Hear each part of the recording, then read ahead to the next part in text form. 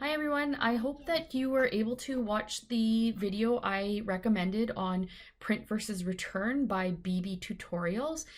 This person did an excellent job in explaining what the difference is between print and return, and I think it's helpful for you guys to take a look at this video before we do the do now.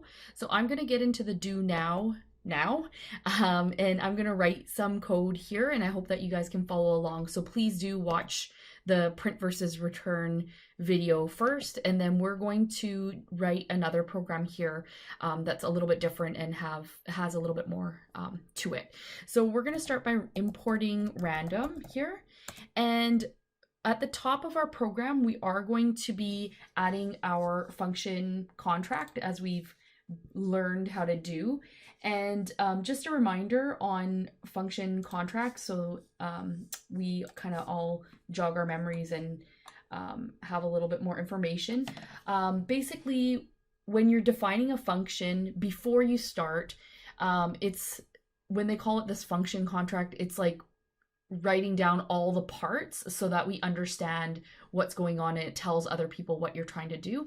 So we're doing that in comment. And basically the pieces that you should include are name, purpose, arguments.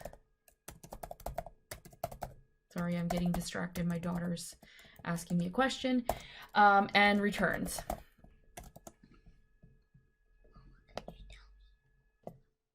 So we're going to add to this function, and I'm going to just add in the comment so that we understand what we're trying to do. So we're going to name this one mystery function.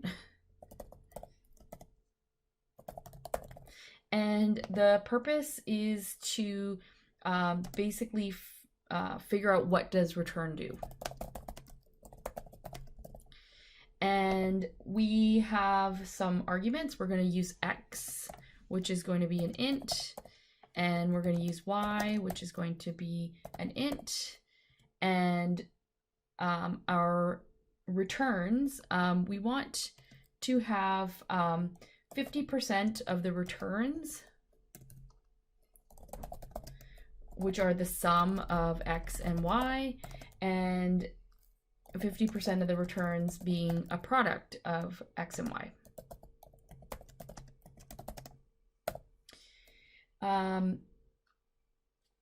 So at this point, we're going to start our function, and as we remember, we have the keyword def, and our function is called mystery function, and we're going to include the parameters we set out in our purpose here. For our arguments, we said that it was going to be x and y, and they'd be int values, and we're going to write in our body of our function, we're going to say random number is equal to, we're going to use good old random.randint, int, and we're going to include 0 and 1. One thing I should make note of, don't forget your colon at the end of this first line.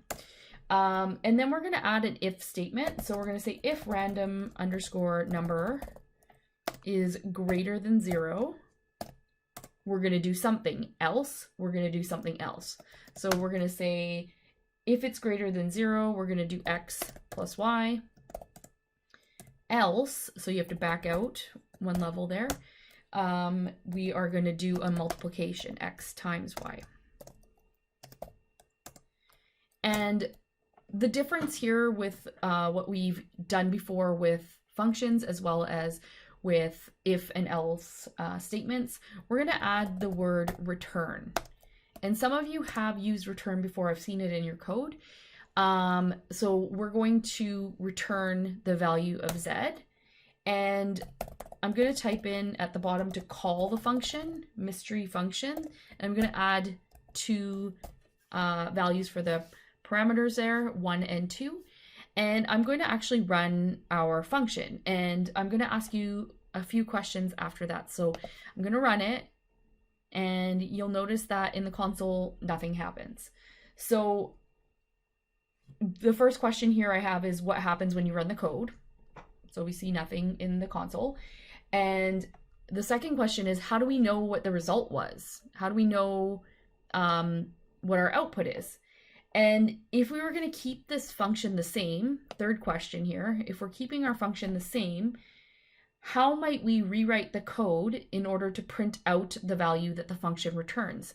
So in the video that I had you guys watch about printing versus return, she does a really great job of explaining the different types, like the data types, and how it's actually being output. And I actually really love the fact that she used this really basic diagram, what the input is, your function body, and then your output or return, and she did a good explanation of that. So when we're thinking about this particular code, how might we rewrite it so that it prints out a value that the function returns? So I'm going to give you guys a couple seconds to work on that. So our lab this week is to create basically a card game called War. And I remember I used to play this all the time with my family, and it was a great game. And what you're going to be creating is you're going to be creating this game but using Python to do it. So all the explanations will be given in the Word doc, and there is a video explanation of the card game War as well. And it also has included what your game should have and a sample output of what it should look like. And there's a little bonus there as well if you guys want to try that. But I'm going to leave it here now for this video, for the do now. So I'm going to get you guys to try to rewrite this function ever so slightly so that it actually prints out a return. As well, I want to give you lots of time to work on the War card game so that you can try to muddle with it and figure it out, and what's the difference between return versus print in that card game. So I hope you guys have fun with it, and I'll see you guys again in the next video. Thanks.